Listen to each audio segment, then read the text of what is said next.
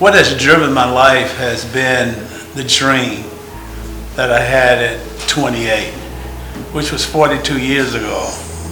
I literally dreamed that I was going to build, well, first of all, I was going to buy some crack houses. And once I bought these crack houses, people were everywhere trying to get into these houses that I had purchased there in 3rd Ward. They were in the lawn, they was wrapped around the houses, and they was trying to get into these houses because they saw people come in one way and they left change. So I woke up from that dream and I told people I was going to buy some crack houses. People thought I was lost my mind. But in this whole process, I began buying these houses 11 years later. And so I ended up buying somewhere about a little over 2 blocks right there in the bottom of 3rd Ward of crack houses and renovated them and made them affordable rentals. Where can you go in 3rd Ward and get a 2-bedroom little cottage type house that they had that was built in 1940s for $600 a month? Nowhere. So what prompted me to get into affordable housing was this dream I had. And not only that, in this same dream, God took me up on this hill and I looked out and I saw rooftop on top of rooftops of houses that I had built.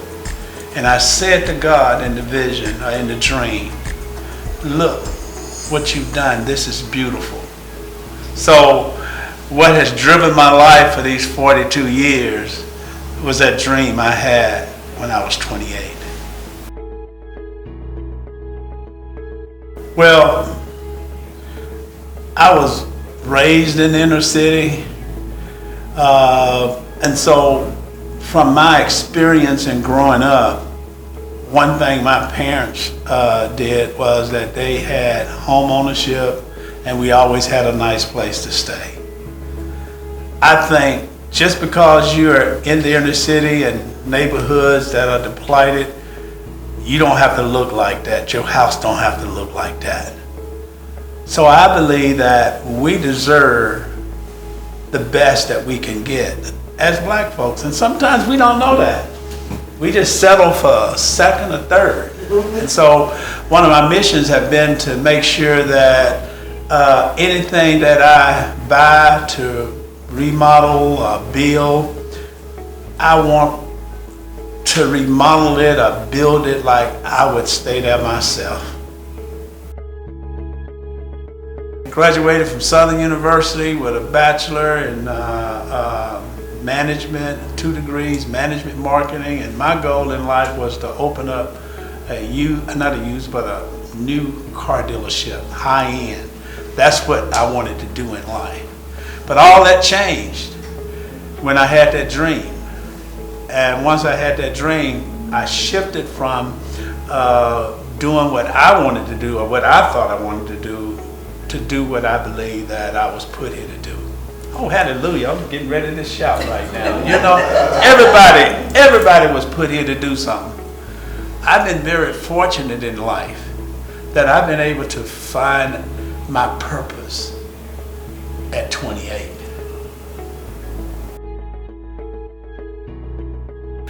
All kind of difficulties. First of all, people saying that I can't do this. This ain't gonna work. The next difficulty was financing, finding the money for people that's of color, that's out here trying to do work.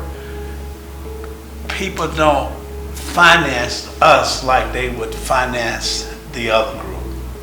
So I had to go to places to find these dollars. And the first place I stopped was this black bank called Unity Bank. And I don't know if and I want everybody to know it's a black-owned bank. 30 years ago, I walked in there and the CEO was a guy named Larry Hawkins. And I borrowed $25,000 for him to buy up a couple of properties there in 3rd Ward. And I paid that back. Then I went back to him and he gave me $50,000. And I paid that back. I went back to him, he gave me $100,000. And I paid that back. Finding people to finance what needs to happen in our neighborhood sometimes is a little difficult. But hallelujah, I believe when God done told you to do something and you got the audacity to do it, God then is obligated to provide the resources to do what he done told you to do. Make you want to shout, don't it?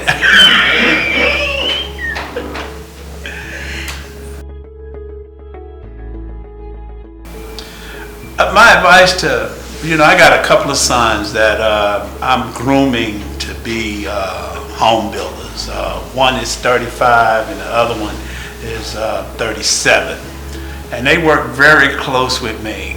And what I tell them is that find the purpose. You don't do purpose for a paycheck. You hear me?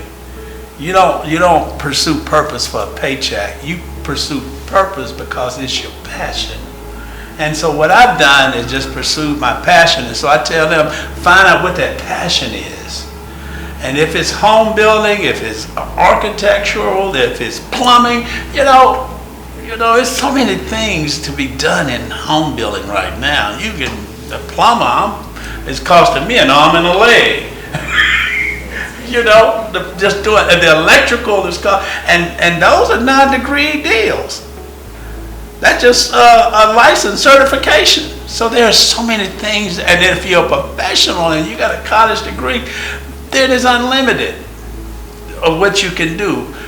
Only thing a college degree does for you is tell people that you can complete a task, and possibly might open the door for you.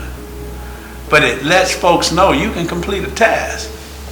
And so if you can complete a task as a young professional and you have a degree, that means it's unlimited of what that passion would drive you to do.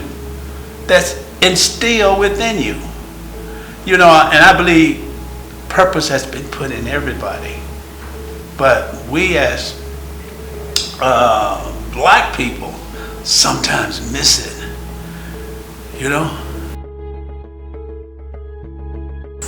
Well, the first advice is never give up and stay focused on your mission.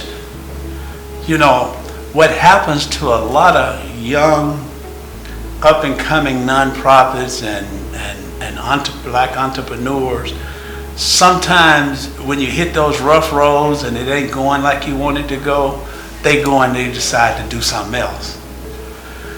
If it's your passion, you stay with it, regardless of what it looked like and how it's flowing, Did I ever want to quit? Absolutely.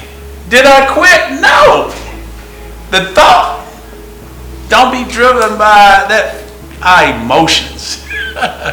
Sometimes emotions cause us to do things that we shouldn't do, especially in business. So one of the things that I did early in my life, I wrote down as one of my New Year's resolutions in 1993. I wrote down in my resolution, and I remember to this day, make no decisions when I'm emotional.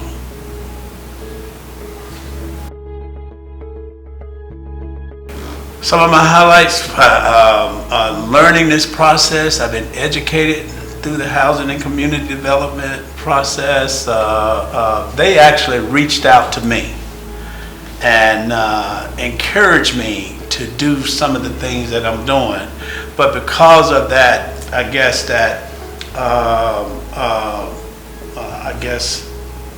their need to get this information out to the African American community. They were looking for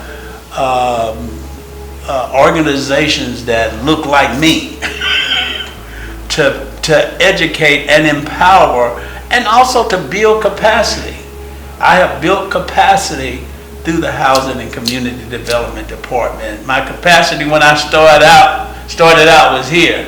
My capacity now is here, and I'm still learning. That's the good thing about the department. I was placed where I am to do what I do. And I know this is not church, but what's driven my life is God. Jeremiah, when God called this prophet didn't want to go. And God told him, he said, before you were born, I knew you. Meaning, God already knew him before his mom and daddy hooked up. You with me? And then he went on to tell this prophet, once before, I knew you and I ordained you. I mean it to be ordained is to be deposited purpose. I was put here to serve Third Ward, City Gas, Acres Home, Sunnyside. I was put here to do that. I have no doubt at 70 years old, I have no doubt that this is what I was supposed to do. And that's how I hooked up with the community. I went where God wanted me to be. And to young folks, I tell you that, if you don't know God like you need to, you got to instill passion. Follow that.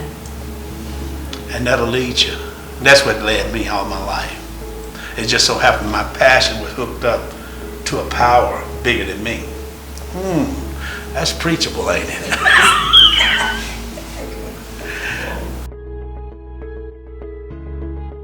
I think a whole lot more needs to be done in our community. And we need more people like Safe and Caring Place and Change Happens CDC. And these are organizations that look like the community, and they know the needs of the community. So we need more people out there doing more. We need more housing. And we need more home ownership in our community. I believe that home ownership is the first step to generating wealth. A lot more need to be done in housing. A lot more need to be done in educating, because we need, in order to change poverty, you have to change the mindset.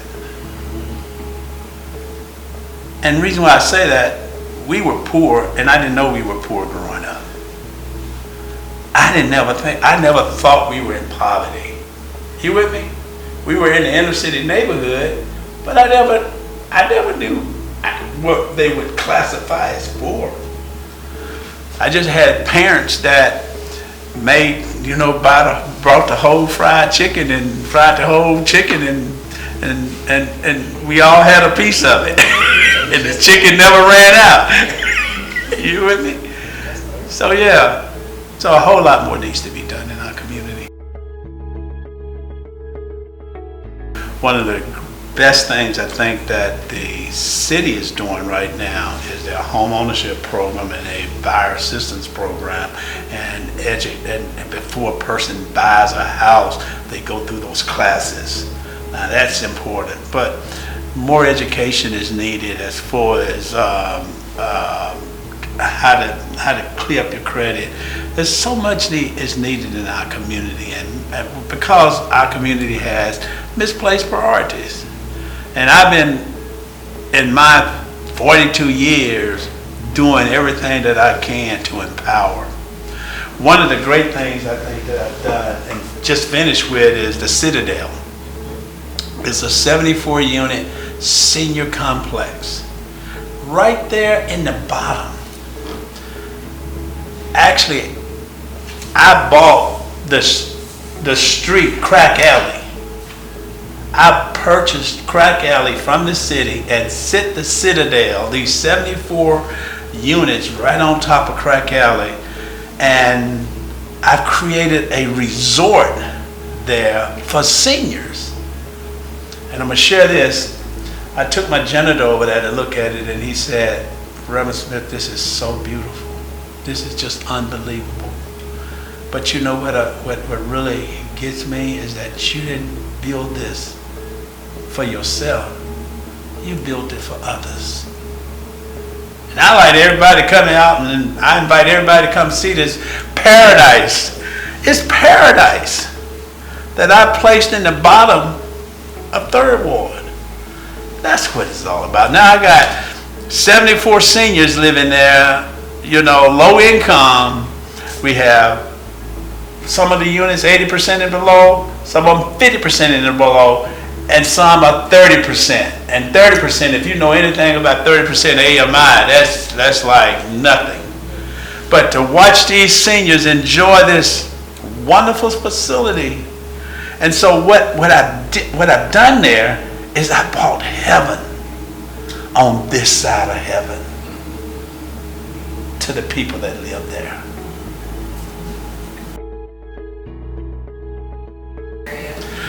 Let me tell you, gentrification, you're not going to be able to stop. The only way that you can stop gentrification is you got to own the property. One of the things that my organization did, I started buying properties in early 90s. I was buying a 5,000 square foot lot with a house on it for $15,000. That same lot right now, if you can get it for 150, they sell it for 200 right now. So if you don't own the property, and one of the things that I did was bought up a lot of property there. We probably purchased 100 lots that we own. That's free of any type of debt. So who owns property like that in our neighborhoods? Our churches, nonprofits. We don't have a lot of nonprofits like myself in the neighborhood that owns it, but that's what we have to do in order to stop. Now, you won't be able to stop gentrification unless you got $200,000 for a lot. And that's the sad thing. I purchased, guess what? I got deeds on houses that I purchased in this neighborhood that says cannot be sold to coloreds.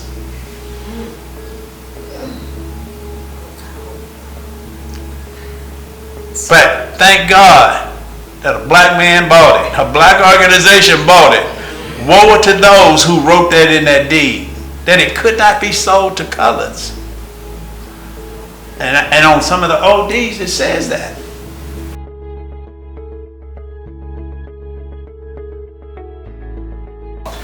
The dream that I had come to fruition. Are dreams true? Yeah, absolutely. People thought I was crazy. I'm gonna buy crack houses. And here I buy these crack houses, Channel 13 shows up and blows it all up over Houston. Preacher buys crack houses. So yeah, it made me feel like I'm fulfilling my purpose. But yet now, at 70, I got to build at least 200 houses. Do y'all hear me? I got to build 200. So what I tell God now, whatever you do now, you need to do quickly. So we're in a hurry right now. I'm in a hurry right now to do whatever. I think at 85 I'm going to retire. And that's another 15 years from now. I'm going to say, okay, I'm going to retire and then I'm going to try to. I'm enjoying life now, but I'm going to cut back a whole lot at 85.